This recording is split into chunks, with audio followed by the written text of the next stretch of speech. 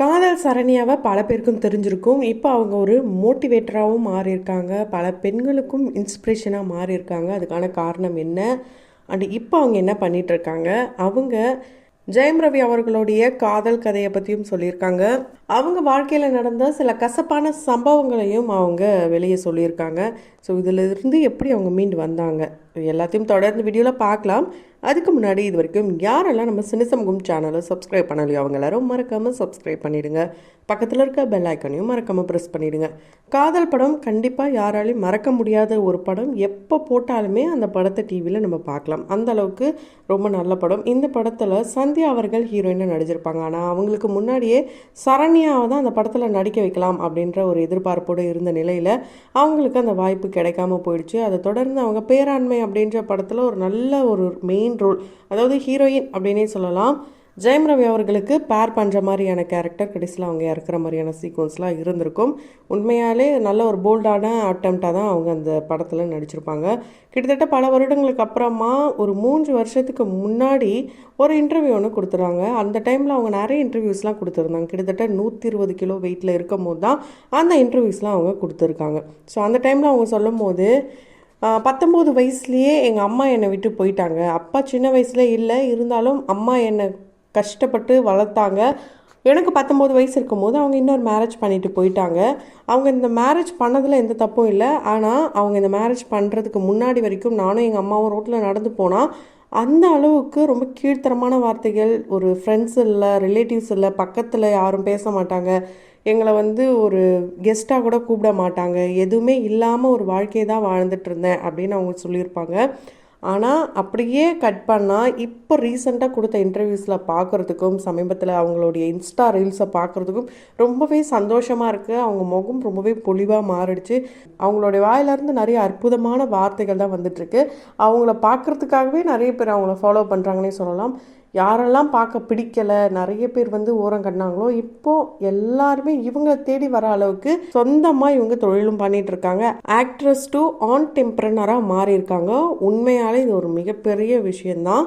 So ஆக்ட்ரஸாக இருக்கிறவங்க தன்னுடைய உடம்பை எந்த அளவுக்கு கட்டுக்கோப்பாக வச்சுக்கணுன்றதுல இவங்களும் தெளிவாக தான் இருந்திருக்காங்க. ஆனால் இவங்க அம்மா செய்த அந்த செயலால் இவங்க உடலில் நிறைய பிரச்சனைகளை சந்திக்க ஆரம்பிக்கிறாங்க. கிட்டத்தட்ட 120 கிலோ வெயிட் கெயின் பண்ணி PCOS, அதுக்கப்புறம் தைராய்டு, ஹைப்போ தைராய்டு, இந்த டைம்லாம் ரொம்பவே மூட் ஸ்விங் இருந்திருக்கு. சாப்பாடு இல்லாத சில நேரங்கள் இருந்திருக்கு.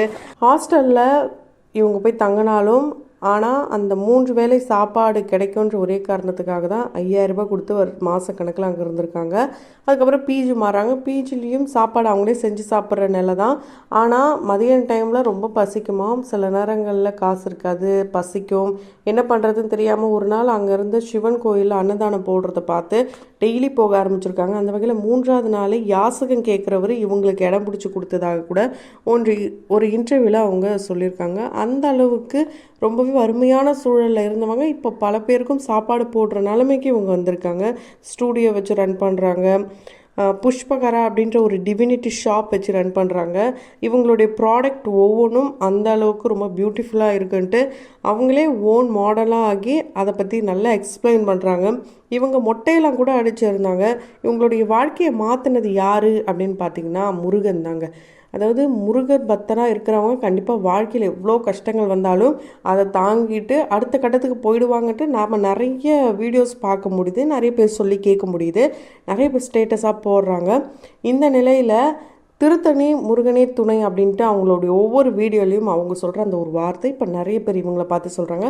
அண்ட் ஹாய் பட்டர்ஃப்ளைஸ் அப்படின்னு அவங்க சொல்கிற விஷயங்கள் ரொம்பவே அழகாக இருக்கும். ரொம்ப பாசிட்டிவான கேர்ளாக இருக்காங்க. இவங்களுடைய கஷ்டங்களை சொல்லும் போது கூட ரொம்ப சிரிச்சுக்கிட்டே சொல்கிறாங்க. ஆனால் இவங்களுடைய முகத்தில் 3 வருஷத்துக்கு முன்னாடி சிரிப்பே இல்லாமல் இருந்தது. இப்போ இவங்க 77 கிலோ இருக்காங்களாம். 120லேருந்து இவ்வளோ கம்மி பண்ணியிருக்காங்க. அதுக்கு பின்னாடி மெடிக்கலாகவும் இவங்க நிறைய விஷயங்கள் எடுத்திருக்காங்க. அண்ட் ஃபிசிக்கலாகவும் நிறைய விஷயங்களும் இவங்களை பண்ணியிருக்காங்க. அதாவது ஸ்பிரிச்சுவலாக நம்ம யோகா பண்ணுறது, அதை நோக்கி கடவுளை நோக்கி யாரெல்லாம் போகிறாங்களோ வாழ்க்கையில் நிறைய விஷயங்கள் வந்து அவங்களுக்கு கிடைக்கும். ரெகுலராக எக்ஸசைஸு, ஃபுட் கண்ட்ரோல் இது எல்லாமே எடுத்துக்கணும். மற்றவங்களுக்காக வெயிட் லாஸ் பண்ணணும் அந்த மாதிரி இல்லாமல், இப்போ நான் எனக்கே வந்து என்னை பார்க்க ரொம்ப அழகாக இருக்கேன், கண்ணாடி முன்னாடி டெய்லி என்னை பார்த்து சந்தோஷப்படுறேன். ஆனால் இதே நான் 3 வருஷத்துக்கு முன்னாடி ஒரு லைட்டு இல்லைன்னா நான் ரூமுக்குள்ளேயே இருக்க மாட்டேன். அந்த அளவுக்கு எல்லா லைட்ஸும் போட்டு தான் நைட்டாக இருந்தாலும் பகலாக இருந்தாலும் இருப்பேன். யாரையுமே சந்திக்க விரும்பல. 6 வருடம் ஒரே ஆளாக தனிமையிலேயே நான் ரூமுக்குள்ளேயே கிடந்தேன் அப்படின்ட்டு அவங்க சொல்லும் போது அந்த ஒரு வலி வேதனை இப்போ வந்து அது அப்படியே மாறி போயிடுச்சு. வாழ்க்கை எப்பவுமே யாருக்கும் ஒரே மாதிரி இருக்காது. நல்ல அழகான விஷயங்களும் இருக்கும், வாழ்க்கை எதிர்பாராத விஷயங்களை கொடுக்கும். மாற்றம் ஒன்றே மாறாததுன்ட்டு பிக் பாஸில் நம்ம சொன்னால் கூட வாழ்க்கையில் எல்லாருக்குமே இப்படி தான். ஸோ கஷ்ட நிலையில் எனக்கு மட்டும் ஏன் கடவுள் இவ்வளோ கஷ்டத்தை கொடுக்குறேன் அப்படின்னு கேட்குற ஒவ்வொருத்தருக்கும் இவங்களுடைய இந்த ஸ்டோரி வந்து ரொம்பவே வந்து இன்ஸ்பிரேஷனாக இருக்கும். ஏன்னா அப்பா அம்மா இல்லாமல் ஒரு பொண்ணாக ஒரு சேஃப்டி அண்டு எந்த ஒரு சிக்கல்லையும் சிக்காமல் அதிலேருந்து மீண்டு இந்த அளவுக்கு வந்திருக்காங்கன்ற போது கண்டிப்பாக இதெல்லாம் ரொம்ப பெரிய விஷயம். இவங்க நிறைய பெண்களுக்கு ஒரு வழிகாட்டுதலாக இருக்காங்க, நிறைய பேருக்கு வேலையும் கொடுத்துருக்காங்க. இதெல்லாம் வந்து படத்தில் தான் நம்ம பார்த்துருப்போம், ஆனால் ரியல் லைஃப்லேயும் ஒரு பெண் இப்படி பண்ணிகிட்ருக்காங்க. அந்த டைமில் நம்ம சொல்லுவோம், இப்போ சொல்லலாம் அவங்க என்ன ஒரு நடிகை, அவங்களுக்கு என்ன நிறைய வாய்ப்புகள் வந்திருக்கும் அப்படிலாம் நம்ம சொல்லுவோம். ஆனால் இவங்க வெயிட் கெயின் ஆன முன்னாடிலாம் வந்து ரொம்ப கஷ்டப்பட்டாங்களாம். யாருமே கை கொடுக்கறதுக்கு ஒருத்தரும் கிடையாதாம். ஆனால் அந்த முருகர் துணை இருந்ததுனால மட்டும்தான் இவங்க இந்த அளவுக்கு வந்திருக்காங்களாம். அண்டு இவங்களுடைய வாழ்க்கையில் நிறைய ஹார்ட் ஒர்க்கும் பண்ணுறாங்க. ஸோ கடவுள் எல்லாத்தையும் கொடுப்பாரு அப்படின்ட்டு நம்ம சும்மாவும் இருக்கக்கூடாது. நம்மளுடைய ஹார்ட் ஒர்க்கை நம்ம போட்டுக்கிட்டே இருந்தால் தான் கடவுள் நமக்கான விஷயத்த கரெக்டான நேரத்தில் கொடுப்பாரு. அதில் எல்லோரும் தெளிவாக இருங்க. நீங்கள் யாரையும் எந்த கஷ்டமும் படுத்தாதீங்க, யாரையும் குறை சொல்லாதீங்க. உங்களுடைய வாழ்க்கையில் எல்லாமே நல்லதாக நடக்கும். அதுக்கு நான் துணையாக இருக்கேன்ட்டு முருகர் சொல்கிற மாதிரி இவங்க சொல்கிற சில விஷயங்கள் கேட்கும் போது அந்தளவுக்கு மன நிறைவாகவும் மன அமைதியும் கொடுக்குது. ஏதோ ஒரு தன்னம்பிக்கையை கொடுக்குதுன்னே சொல்லலாம் இவங்களுடைய வார்த்தைகள். ஸோ இவங்களுடைய இந்த இன்டர்வியூஸ்லாம் பார்க்கும்போது நிறைய பேர் வந்து பாசிட்டிவான கமெண்ட்ஸ்லாம் கொடுக்குறாங்க. அண்டு ஜெயம் ரவி அவர்கள் கூட இவங்க பேராண்மை படத்தில் நடிக்கும்போது இப்போ அவங்களுக்கு டிவோர்ஸ் ஆகிடுச்சு தெரியும். ஆனால் அந்த டிவோர்ஸ் கேஸ் போயிட்டுருக்குன்னு தெரியும் ஆர்த்திக்கும் ஜெயம் ரவிக்கும். அந்த டைமில் பேராண்மை படத்தில் நான் இவங்கள தான் காதலிக்கிறேன், இவங்க தான் என்னுடைய வருங்கால மனைவி அப்படின்ட்டு ஃபோட்டோலாம் காட்டியிருக்காராம். அந்த டைமில் ரொம்ப நல்லா ஜாலியாக பேசுவாங்களாம். ஸோ அப்போ இருந்த புரிதல் இப்போ எங்கேயும் மிஸ் ஆகிடுச்சு. அந்த புரிதல் திரும்ப இருந்தால் கண்டிப்பாக 2 பேரும் திரும்ப சேருவாங்கன்ற நம்பிக்கை இருக்குது. அந்த மாதிரிலாம் இவங்க ஜெயம் ரவி அவர்களுக்கே அட்வைஸ் பண்ணுற வகையில் பேசியிருப்பாங்க. ஸோ பொய்யான சிரிப்புகளுக்கு பின்னாடி நிறைய வழிகள் இருக்கும். அது இவங்களுடைய சிரிப்புக்கு பின்னாடி இருக்கிறது ரொம்ப நல்லாவே தெரியுது. ஆனால் இவங்க இப்போ ரியலாகவே சிரிக்கிறாங்க. என்ன தான் வந்து இப்போ இவங்களுக்கு எல்லாமே கிடச்சது, சுற்றிலும் வந்து எல்லாருமே வந்து பேசுகிறாங்க.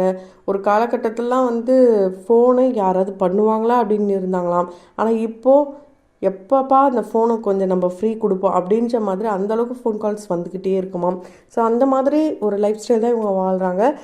இவங்க காதல் படத்தில் நடித்தாலும் காதல் இவங்களுக்கு கை கொடுலை அப்படின்னு தான் சொல்ல முடியும். ஸ்கூல் டைமில் இருந்த காதல் அதுக்கப்புறம் காணாமல் போயிடுச்சு.